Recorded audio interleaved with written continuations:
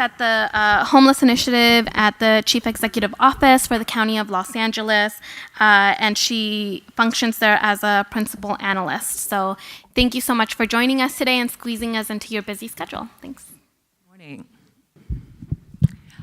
Again, I really apologize I was late today, but thank you so much for having me here.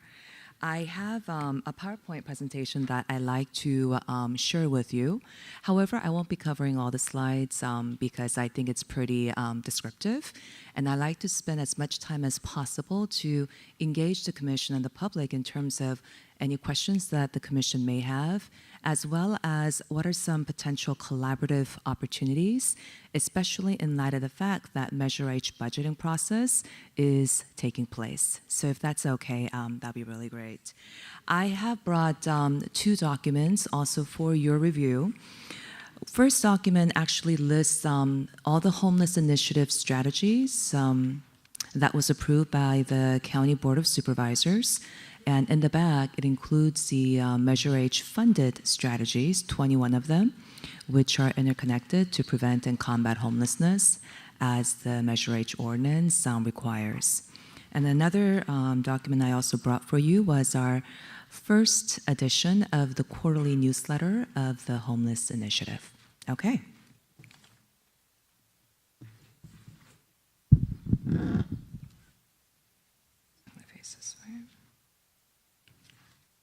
Great. I think, as we all know, our county has a major homeless crisis, and it's further exacerbated by the housing affordability. We know that they go hand in hand. In January of 2017, when LAHSA conducts an annual homeless count, we had about 57,000 homeless residents. And what's even more compelling is that 3/4 of those counted homeless population was unsheltered. So they'd be living in the riverbeds, the encampments, buses, and streets. And in Los Angeles metro area, and this is actually a little outdated in 2015, 57% of renters were cost burdened, and they pay more than 30% of their income for rent. And then 31% of the renters were severely cost burdened, as in they pay 50% of their income for rent, which means that this makes it extremely difficult to be able to prevent homelessness, because we could be combating homelessness all we want. However, if we could influence the influx of the newly homeless people, then we'll be a lot more effective. Just a brief table. It shows you again the continuous increase of our homeless residents in our county, as well as in the gray bar that represents the unsheltered homeless population. In 2018, another homeless count has taken place. The results will be made available in May, and we're bracing ourselves because there may be an further increase in the homelessness. I think everyone is familiar with our service planning area distribution, and this also provides you the breakdown of the homeless counts that were taken in January of 2017. What LAHSA estimates is that this is, again, only point in time, you guys. So it means that LAHSA estimates 3 times the number of the total number of homelessness of the homeless people go in and out of homelessness. So in actuality, the total number of homeless people who experienced homelessness in 2017 far exceeds what we counted on that day in January. All right. How many of you have heard of County Homeless Initiative? Awesome. Great. Thank you. So it was really about seizing the moment due to the increase in homelessness, as well as some key opportunities presented to the county, including the Affordable Care Act, and as well as increased interest at every political levels on homelessness. Homeless Initiative was launched in August of 2015. And it's actually housed within the County Chief Executive Office's department. And the initial goal was to develop a set of comprehensive and coordinated strategies to be able to combat homelessness. And comprehensive is very important because we know that homelessness is not caused by one root cause, but then there are pronged root causes that contribute to homelessness. It was an extremely inclusive and collaborative planning process, including 18 public policy summits and 4 focus groups with people living or have lived with experience of homelessness, and community meetings and over 200 public comments. So it's hard to see on the screen, but then the document that I provided, this gives you the 6 categories of the homeless initiative strategies, because again, every homeless person requires different set of services, and our goal is to be able to meet them where they're at, to be able to engage them and help them leave homelessness, as well as to retain their housing. I will be providing Cheryl a revised PowerPoint. I noticed that this morning the strategy A slides were not included. As you could see in this document, in the pink box, it's our prevention strategies. So we have A1 and A5, which are Measure H funded prevention strategies for individuals and families. So I would like to also present that to you, to the Commission, in case our target population for this Commission could benefit from that. I won't spend too much time on each individual strategies, but ultimately, strategy B in the yellow category, in the orange category, excuse me, it's about subsidizing housing for various populations. For B1, it's for people who are served by public social services, the general relief participants.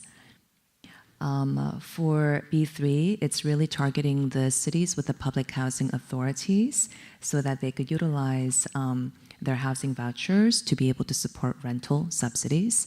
And I assume that a lot of our clients, that the Commission serves, may also be receiving those rental subsidies, as well as who may need rental subsidies in the future. Okay, and then we're also partnering with the cities as well as many other partners to be able to secure rapid rehousing. Rapid rehousing really targets people with not so high level of acuity who may just need temporary services and rental subsidy for 6 to 12 months to be able to get back on their feet and to become self-sufficient. So before, again, it's working with the local public housing authorities. And this is really important. It's been quite popular for landlords and property managers who are willing to rent the units to the homeless population. And the reason is because we provide one-time holding fee incentive payments, because sometimes as our clients go through the application vetting process, it could take time, right, for them to become, eligible and qualified, and we don't want to lose that precious unit once it's been identified. So we also provide like a security deposit and things like that to make sure we retain that unit while our client is going through the vetting process. Also, sometimes the property managers are very fearful that their property is going to be damaged. So we also provide reassurance, letting them know that above and beyond the security deposit, that we also provide some damage mitigation funding, as well as we also provide move-in assistance, whether it's small furnitures or the basic living necessities to make sure that our homeless residents feel at home in their new home. B6 really targets the clients in the children and family services. And often, and I'm not sure if this is the case here, but sometimes the only barrier that prevents children from reuniting with their parents is lack of housing. So we created this strategy based on what we heard from our community so that this really promotes the most expeditious reunification of the families so that they could live together, and of course it's also for their well-being. So B7 is for the interim bridge housing for those exiting institutions, which include the criminal justice programs, the hospitals, and the foster care.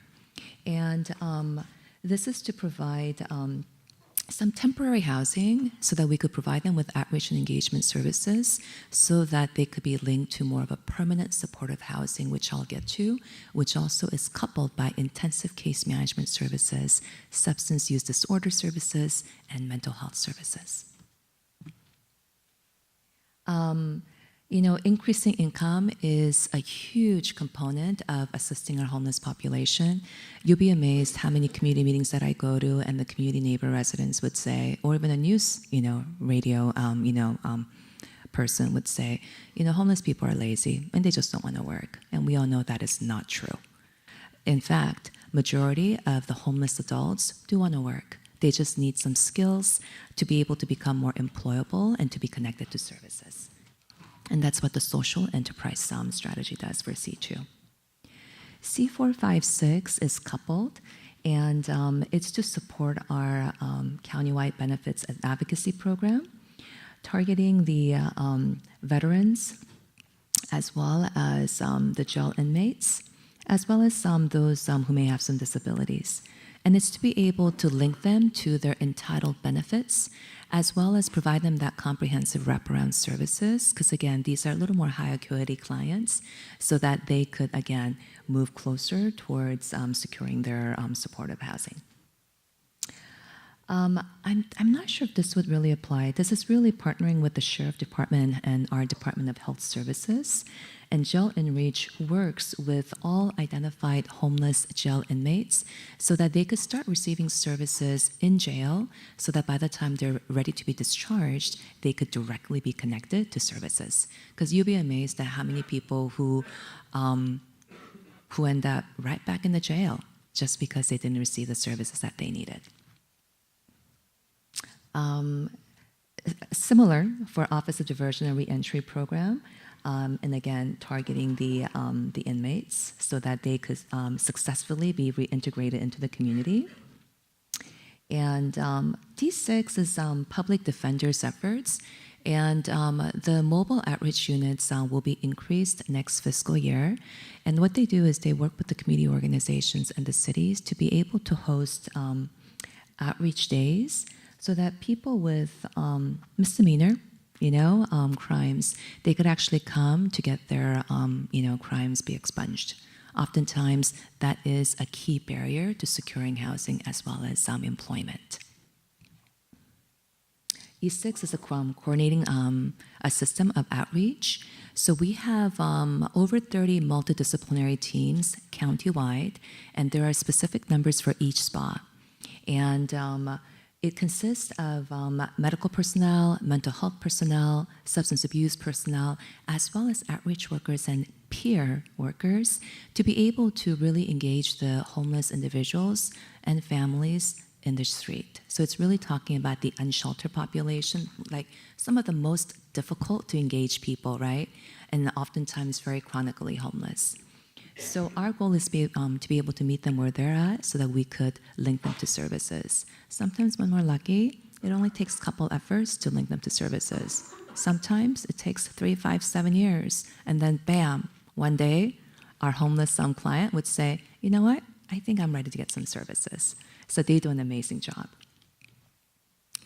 Creating a coordinated system, it's really to strengthen our CES. So as part of this, and I think this is going to be really important for this commission, it comes with housing locators, because it doesn't matter how many services we could provide unless we could really implement the housing first model. And that means that there's ongoing battle and pursuit to increase the housing capacity, because people only get better once they're in a very stable environment. So E7 not only includes quality improvement efforts and regional coordination, but also includes housing locator services, which tries to expand and, of course, retain current existing housing stock, as well as housing navigators who work with the clients and the CES providers to be able to connect them to the appropriate level of housing, as well as technical assistance and capacity building for a lot of our providers. Now we have some newcomers as providers because a lot of the community coalitions and especially faith-based agencies that have empty lots or buildings that could be utilized for safe parking, for example, because sometimes due to lack of housing capacity or because people want to live in their car, Again, we want to be able to create some innovative programs like safe parking where they could park their cars.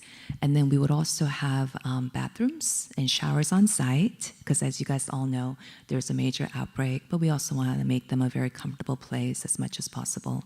And we'd be employing our multidisciplinary teams, because again, to capitalize on the opportunity to engage them and outreach to them. So we have a variety of services for this, and we're also funding the cities who were interested in developing homelessness plans, because I'm not sure if the commission works with the cities individually. Sometimes the cities feel as if homelessness is a county's problem, and sometimes the cities have a very limited scope in terms of what they could do to address homelessness. And then some cities are amazing and they go above and beyond. So the county has funded 46 cities in our county, and they're in the process of engaging the community as well as engaging their internal departments to come up with a comprehensive plan, and that will be due to the county end of June this year. EA is to enhance the emergency shelter system. We have identified that, how many of you guys have read LASA's 2017 Housing Gap Analysis? Excellent. So what LASA does is, for the second year this year, they identify what are the housing supplies available, which includes permanent supportive housing, rapid rehousing, and emergency shelter, as well as prevention units. And then they compare that to what is the need. And then the difference is the gap in terms of what we need to be able to achieve functional zero for that point in time. So, for example, for shelter, we identified that we would need 3,200 additional shelter beds to be able to meet the needs. And what's been amazing is that by leveraging Measure H funds, as well as non-Measure H funds, like the Whole Person Care Act funding that we're getting from the feds, that we believe that we will be able to fill that gap for next fiscal year. However, that doesn't mean that we're going to fully be able to address it, because there is that continuous incoming homeless people who are going to be knocking on the emergency shelter facilities. Also, yesterday was the due date for the shelter providers and cities to submit their proposals to expand the shelter capacity, whether it's rehabbing or building new construction. So we're hoping that we'll be able to significantly increase the number of beds for that as well. And then lastly, the pilot program for the shelter bed availability system will go live this month. It means that the public safety officers, as well as the service providers who work with the homeless people, they'll be able to go to a LASA-based LASA's website to be able to identify where are the vacant shelter beds right now. And it means that they could directly refer the client to that shelter to prevent clients going there and only to be told, I'm sorry, there are no beds. So that's going to be piloted with a small number of partners in March, and we hope to go fully live by next month. E14 is very similar to E7 in terms of strengthening the CES for our youth population. And F7 is to increase the affordable homeless housing. What's really exciting is that there is a one-time $10 million funding for innovation. An RFP will be released end of March or early April, and it's going to be available on our website. And we're calling for proposals that will innovatively build and or finance housing. So if there's something that the Commission's also interested in, since you also partner with a lot of the organizations who are in the housing development sector, I think that'll be really helpful as well. Our goal is to be able to execute contracts by July, the beginning of next fiscal year. I'd say that these 7 for last, and it's to provide supportive services and rental subsidies for those who require higher level of services. we believe that over next 3 years, we will support at least 7,000 new additional permanent supportive housing units. And ultimately, it not only provides housing, but then it provides intensive case management services from the Department of Health Services, which is not just medical services, but a lot of supportive services in terms of job training to be able to balance your checkbook, things like that, as well as, so here we go, DHS, transportation, housing search, preventing eviction and whatnot. And then there's also the mental health services. And again, these are for people with mental illnesses that also provides a lot of medication support and crisis prevention services. Finally, the third component is the substance use disorder services. And as you know, under the drug Medi-Cal, we are expanding our system of care. I'm going to skip through this one because this really targets the providers. This slide goes into just a timeline of Measure H since December 6th of 2016 when the Board of Supervisors placed Measure H on the ballot, and then March 7th of 2017 when it passed, when the voters chose to tax themselves for the next 10 years to prevent and combat homelessness. And then June 13 of 2017 when the board ultimately approved a final funding recommendations for this fiscal year and tentative funding recommendations for next 2 fiscal years. And you're going to see those recommendations on this side of the document that I provided.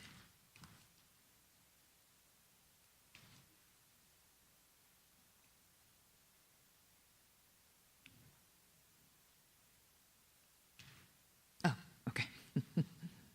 All right. So you might be wondering, so what's happened since Measure H was passed? As you guys know, the county wasn't able to collect Measure H taxes until October 1st. However, the Board of Supervisors made a commitment to implement Measure H strategy starting from July 1, and that's what we did. So it's a little outdated, and we hope to be able to generate a little more recent data in about a month or so. But since July and up until end of last year, December, what I could share with you is that nearly 7,300 people entered crisis, bridge, and interim housing beds, so a lot of the E8 strategy beds, including 811 individuals who were discharged from institutions, including hospitals, foster care, and jails. Over 3,300 homeless families and individuals secured permanent housing, which is the ultimate goal, right? And I want to emphasize secure and retain, because if they're not able to retain housing, then it's a complete waste of money and effort, because it's going to take more time and more money to get them back in housing. And then also over 4,000 people have been engaged by outreach teams, as well as over 4,200 disabled individuals who were assisted with SSI applications and veterans disability benefits, as well as over 2,500 inmates who received jail and reach services. Over 1,280 clients are linked to the intensive case management services, which is that comprehensive wraparound services, as well as nearly 1,000 deputies and sergeants who received first responders training. Because oftentimes the first responders, they're the first group of people who interface with the homeless people. And instead of criminalizing them, we also want to be able to leverage their presence and their expertise to be able to link our homeless families and individuals to the right level of care of services. The last thing I wanted to share is the county has really diversified our partnerships, including our private sector and private funders. So the United Way has recently released a community outreach toolkit, and it's really to engage the community in promoting siting of the supportive housing. We all know that the City Council has an opportunity to pursue building affordable housing and homeless housing, and then due to NIMBYism or whatever perceptions that community has, they all come up in huge groups and then they oppose, and sometimes the project dies. So our goal is to be able to really work with the community, and this really provides a step-by-step approach. And then the last one is Everyone in Campaign that's being launched by the United Way. Our launch date is tomorrow at the Echo Park.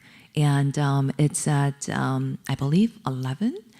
And it's to really activate people across the county to build the momentum, as well as to make, help community become more informed in terms of what homelessness is about and what homeless people are not. Because we all believe that everyone has a role to play in combating homelessness, and this is one of our countywide social campaigns that we'll be launching in partnership with United Way. So I'd like to pause there, and if you would like, I'm open to any questions as well as any recommendations. I have my pen with me to explore any strategic alignments with the Commission's work as well as future collaboration. Thank you.